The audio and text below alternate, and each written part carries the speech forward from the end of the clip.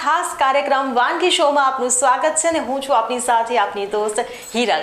The title sponsors by LG Bandhani Hing, Essence of Authentic Taste since 1894 and co-presented by Mother's Recipe, પ્રેમનો સ્વાદ.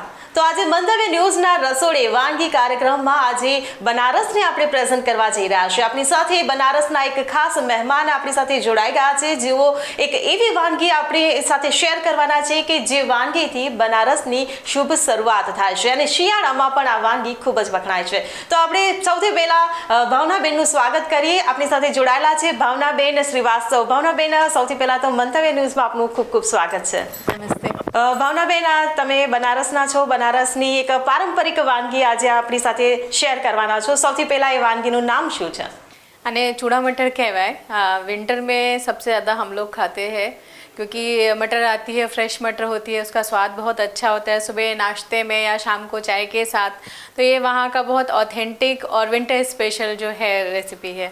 એટલે શિયાળાની એક ખાસ વાનગી તમે અમારી સાથે લઈને આવ્યા છો. બનારસની એક ઓળખ આજે અમારી સાથે શેર કરવાના છો. સૌથી પહેલાં અમારા દર્શક મિત્રોને જણાવો કે આ જે વાનગી છે એમાં કઈ કઈ સામગ્રી આમાં યુઝ થશે? સામગ્રી જણાવી દો. इसको चूड़ा मटर कहते हैं. તમે પોહા ખાઓ છો અને પોહા ત્યાં બનારસમાં ચૂડા કહેવાય. તો ચૂડા અને વટાણા, मटर कहते कि ग्रीन वटाना हो तो वटाना कहवाए. इसके अंदर ये देसी घी में बनता है और इसके अंदर तेज पत्ता, प्याज, हरा लहसुन, हरी मिर्च, थोड़ा गरम मसाला, धनिया पाउडर और ये सब डाल के हम बनाते हैं. बहुत सिंपल रेसिपी है और बहुत जल्दी बन जाती है और खाने में बहुत ही स्वादिष्ट होती है. એટલે વાનગી બનારસની છે, પરંતુ આમાં જે સામગ્રી યુઝ જે કરવામાં આવી છે એ તમામ સામગ્રી દરેક ઘરના રસોડામાં ઉપલબ્ધ છે એવી સામગ્રી છે આ જે ઇઝીલી બહુ રસોડામાં મળી જાય છે. આપણે સમય બગાડ્યા વગર સૌથી પહેલા આપણે વાનગી સ્ટાર્ટ કરી દઈએ. ભાવનાબેન? श्योर. જી બિલકુલ. તમે સામગ્રીમાં જણાવ્યું કે ઘીનો ઉપયોગ કરી રહ્યા છો, એટલે આ ઘીમાં જ બનશે? આમાં તેલ बनारस में सबसे ज़्यादा या तो मस्टर्ड ऑयल खाते हैं या फिर देसी घी खाते हैं. आप रिफाइंड में भी बना सकते हो, ये आपकी पर्सनल चॉइस हो सकती है. बट चूँकि हम ऑथेंटिक रेसिपी की बात कर रहे हैं तो इसलिए हम देसी घी ले रहे हैं. જી, એટલે તમે ઓપ્શન તરીકે આમાં તેલ યુઝ કરી શકો છો. આ બનારસની ખાસ એટલે બનારસમાં ઘીમાં બનતી હોય છે, પરંતુ આપણે તેલમાં આપણે યુઝ કરી શકીએ છીએ. पहले हमने थोड़ा घी डाला, फिर हम तेज पत्ता डालेंगे जिससे उसमें फ्लेवर बहुत अच्छा आता है. तेज पत्ता थोड़ा सा लाल हो जाए, थोड़ा सा पक जाए तेज पत्ता. જી બિલકુલ. ગુજરાતમાં જનરલી કેવું હોય કે પૌવા બનાવીએ ને તો એમાં રાઈનો વઘાર થતો હોય છે, પરંતુ અહીંયા તેજ તમાલપત્રનો અહીંયા વઘાર થઈ રહ્યો છે, એટલે સ્વાદમાં કંઈક નવું મળવા જઈ રહ્યું છે આપણને. फिर इसमें थोड़ी हरी मिर्च और प्याज डालेंगे.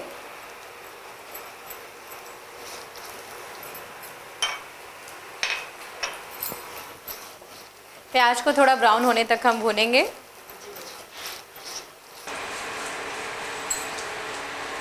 ભાવનાબેન, જ્યાં સુધી આ ફ્રાય થાય છે ત્યાં સુધી તમારો થોડો પરિચય પણ, કેમ કે તમે બહુ જ બધા વર્કિંગ એક્સપિરિયન્સ લઈને અહીંયા આવ્યા છો, તો અમારા દર્શક મિત્રો સાથે થોડોક અનુભવ શેર કરો.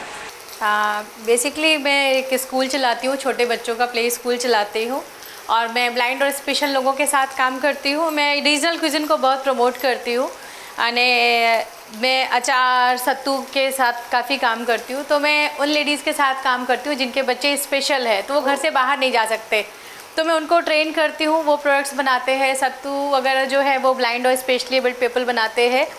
तो इससे लगता है कि हम उनको काम भी दे पा रहे हैं और उनको ट्रेन करके ऑथेंटिक उनको रोज़गार मिल रहा है. और उसके अलावा मैं पॉपअप्स करती हूँ होटल्स में. यूपी क्विज़िन, बिहार के क्विज़िन के लिए मुझे एज ए गेस्ट शेफ़ मैं जाती हूँ.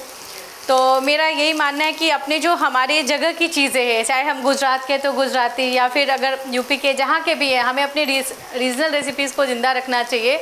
और मेरा यही ध्येय है कि भले मैं गुजरात में रह रही हूँ लेकिन यहाँ पे आके अगर मैं बनारस का खाना देती हूँ या यूपी का खाना देती हूँ तो जो लोग वहाँ से कुछ खा के आए हैं और उनको पसंद है तो यहाँ पे उनको इजीली मिल सके. જી બિલકુલ. એટલે એક પારંપરિક જે વારસો છે એ વારસો સાથે લઈને ચાલનારા ભાવનાબેન છે અને ખૂબ સારી રેસીપી તો એ બનાવી જ રહ્યા છે, પરંતુ સાથે સાથે ખૂબ સારું કામ પણ કરી રહ્યા છે. એક સેવાભાવી એમનો જે સ્વભાવ છે એ સેવા કરી રહ્યા છે.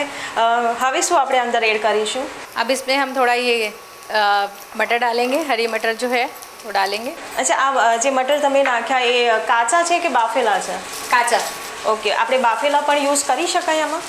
બાફેલા અગર ટાઈમ ઓછા છે તો તમે બાફેલા કરી શકો, બટ કાચા થોડા દેશી ઘી મેં શેકો તો થોડા ટેસ્ટ વધારે સારું કહેવાય। ઓકે, એટલે આ પણ એક ઓપ્શન છે કે તમે બાફેલા પણ યુઝ કરી શકો છો, અને જો સમયનો અભાવ છે તો તમે કાચા પણ એને યુઝ કરી શકો છો, પણ ખાલી એને થોડું ફ્રાય કરવાનું રહેશે। અને રોસ્ટ કરતા વખતે થોડું આપણે આજકાલ શિયાળાના સિઝન છે તો લીલા લસણ માર્કેટમાં અવેલેબલ છે, તમે લીલા લસણ નાખો તો ટેસ્ટ વધારે એનહેન્સ થઈ જાય।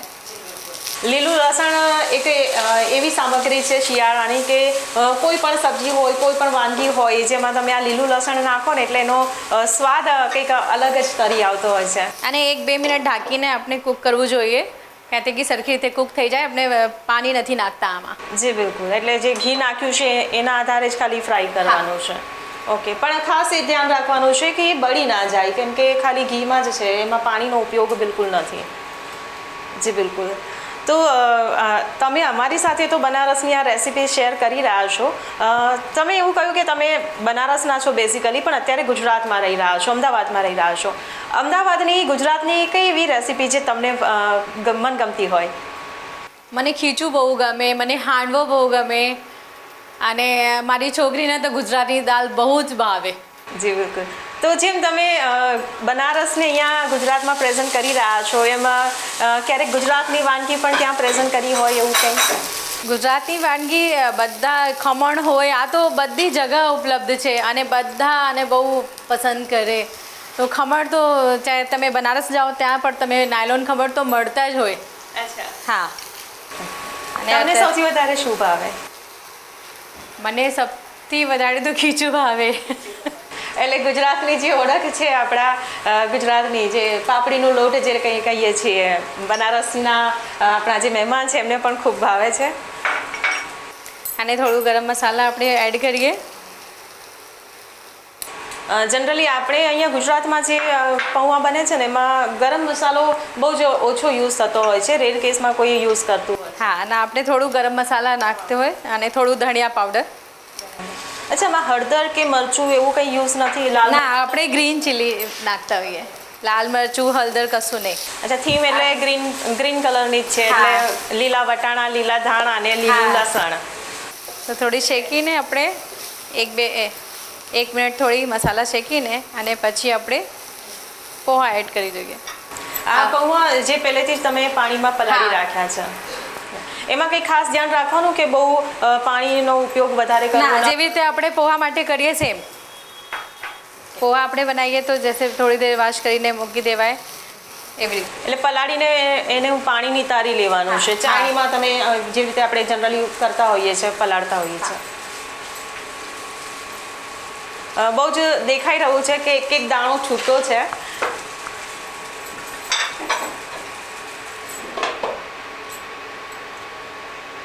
હજુ કેટલો સમય આને આપણે? બસ 1 મિનિટ તો બહુ કહેવાય। અચ્છા, એટલે ઝટપટ બની જાય તેવી આ રેસીપી છે। ભાવનાબેન, થોડાક તમારા ઘરના અનુભવો પણ શેર કરો મારી સાથે કે તમારા ઘરના લોકોને, તમારા ફેમિલી મેમ્બરને કઈ રસોઈ તમારા હાથની ભાવે? મારા હાથની લીટ્ટી ચોખા બધાને બહુ ગમે। લીટ્ટી ચોખા માટે તો બહુ પસંદ કરે મારા ઘરના લોકો અને બહારના લોકો। હું પોપઅપ પણ કરું તો ત્યાં પણ લીટ્ટી ચોખા માટે બધા કે હા, લીટ્ટી ચોખા હોય તો ભાવનાબેનના હાથે હોય। જી બિલકુલ, તમે હમણાં જે કહ્યું કે ગુજરાતનું તમને પાપડીનું ખીચું બહુ ભાવે, પણ જ્યારે તમને આમ મૂડ થઈ જાય કે ના મારે આજે કંઈક અલગ ખાવું છે કે કાં તો કંઈક ખાવાનું તમને મન થાય, તો તમે તમારી જ કઈ રેસીપી એવી છે જે તમને જ ખુદ બહુ ભાવતી હોય? હા, તો વિન્ટર હોય તો મારા ચૂડા મટર તમે morning, evening, breakfast, lunch, dinner જેના પર ટાઈમ આપો તમે, મતલબ હું ખાઈ લઉં। અચ્છા, એટલે એક આ જે ચૂડા મટર છે કે એવી રેસીપી છે જે તમે મોર્નિંગમાં પણ ખાઈ શકો છો, તમે આફ્ટરનૂનમાં પણ ખાઈ શકો છો અને ઇવનિંગમાં પણ ખાઈ શકો છો। જ્યારે તમારું જે મૂડ હોય, જ્યારે જેવું મૂડ હોય તે પ્રમાણે તમે આ ગમે ત્યારે બનાવી શકો છો, કારણ કે બહુ જ ઇઝીલી બની જતી હોય છે। આમ મેક્સિમમ કેટલો ટાઈમ લાગતો હશે આ ચૂડા મટર બનાવવામાં? 5 to 7 મિનિટ્સ, વેરી ક્વિક અને હેલ્ધી પણ છે। તમે ડાયટ પણ કરતા હોય ને તો આના અંદર બહુ તેલ બધું જ નથી જતા, અને દેશી ઘી તો બહુ સારું કહેવાય બિકોઝ ઇટ્સ અનપ્રોસેસ્ડ। જી બિલકુલ, તો ડાયજેશનમાં દેશી ઘી કહે છે કે પહેલાં બી બધા દેશી ઘી ખાતા હોય, રિફાઇન્ડ તો પાછું આવ્યું। એટલે સ્વાસ્થ્ય માટે પણ સારું છે, કારણ કે એમાં ઓઇલ તો બિલકુલ વપરાશમાં નથી, લાલ મરચું પણ નથી વપરાશમાં, એટલે બહુ જ પૌષ્ટિક એક કહી શકાય એવી એક ડીશ આજે મંતવ્યના રસોડે તૈયાર થઈ રહી છે. હા, આપણે હજુ થોડું ગાર્નિશિંગ કરીએ. આ લીલા લસણ હોય આનાથી, અને થોડી ધનિયા નાખીએ.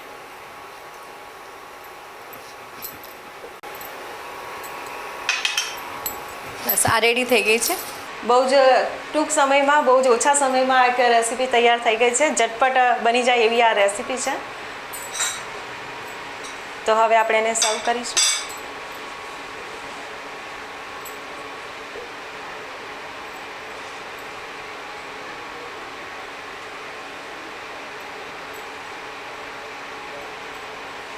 અચ્છા, આમાં કોઈ એવું માપ ખરું કે આટલા પૌવામાં આટલા જ વટાણા કે આટલું જ ઘી એવું? 1 કટોરી પોહા હોય તો અડધું કટોરી તમે વટાણા લો તો સારું કહેવાય. જી બિલકુલ, એટલે જેટલા પૌવા છે એટલા એ પ્રમાણમાં વટાણા અંદર હોય તો થોડો ટેસ્ટ સારો આવે.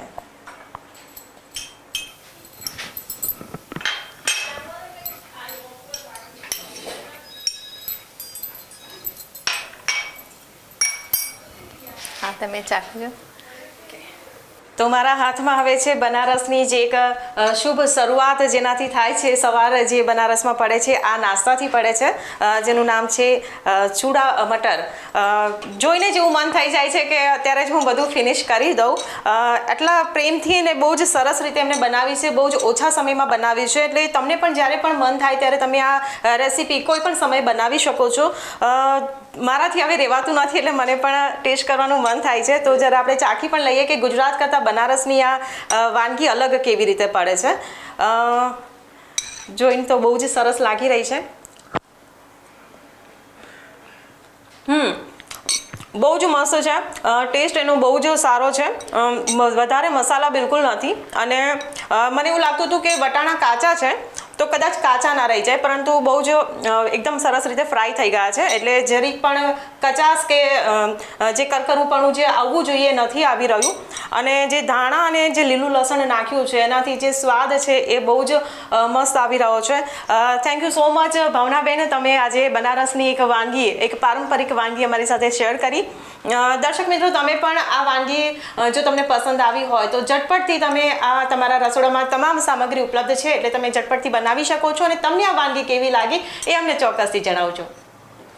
તો દર્શક મિત્રો, બનારસની એક પારંપરિક વાનગી જે આપણે આજે મંતવ્ય ન્યૂઝના રસોડે આજે આપણે બનતા જોઈ, એને ચાખી પણ કરી. બહુ જ સરસ વાનગી બની છે. ટૂંક સમયમાં હવે બીજી એક બનારસની ઓળખ એવી બીજી પારંપરિક વાનગી લઈને ભાવનાબેન આપણી પાસે ફરીથી આવી રહ્યા છે, પરંતુ ત્યાં સુધી આપણે લઈશું એક નાનકડો વિરામ. ચૂડા મટર બનાવવાની સામગ્રી: પલાળેલા પૌવા, લીલા વટાણા, લીલું લસણ, લીલા ધાણા, લીલા મરચાં, ધાણા જીરું, ગરમ મસાલો, તમાલપત્ર, સૂકી ડુંગળી, મીઠું, દેશી ઘી.